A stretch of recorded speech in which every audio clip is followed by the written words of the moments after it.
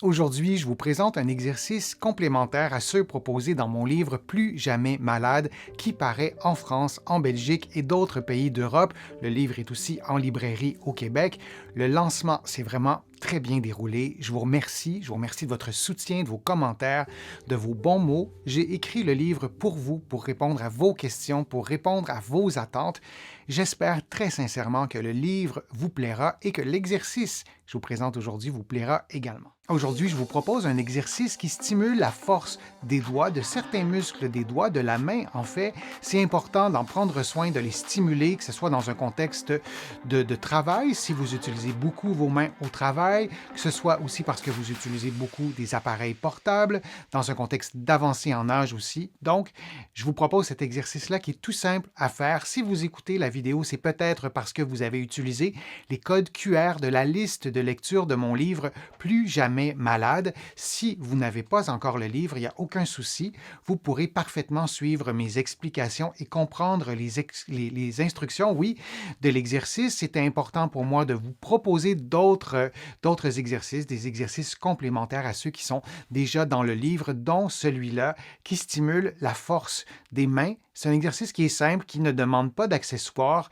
Vous placez vos doigts, le pouce et l'index, de chaque côté de votre deuxième et troisième doigt ou de votre troisième et quatrième doigt et vous allez éloigner les doigts les uns des autres et donc votre pouce et votre index vont faire une résistance. C'est donc un exercice isométrique. Il n'y a pas de mouvement ou très peu de mouvement pendant l'exercice. Quelqu'un qui vous regarde faire l'exercice ne devrait pas comprendre ce que vous faites puisqu'il n'y a pas de mouvement.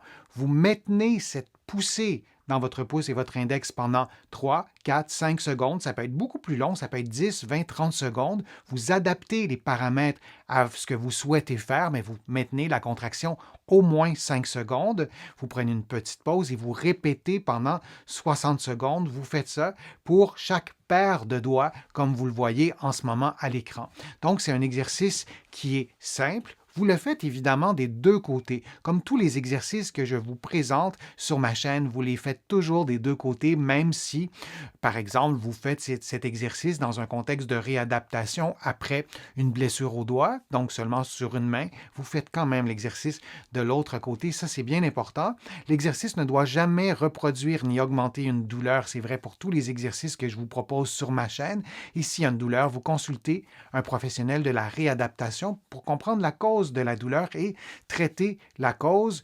Je vous le dis souvent, il y a beaucoup de muscles dans la main, il y a beaucoup de petits muscles, il y a aussi des muscles des doigts, de la main, qui sont en partie ou en totalité dans l'avant-bras.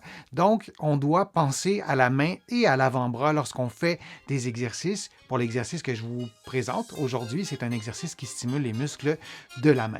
Je suis Denis Fortier. Je vous dis à une prochaine fois, à une prochaine vidéo. À bientôt.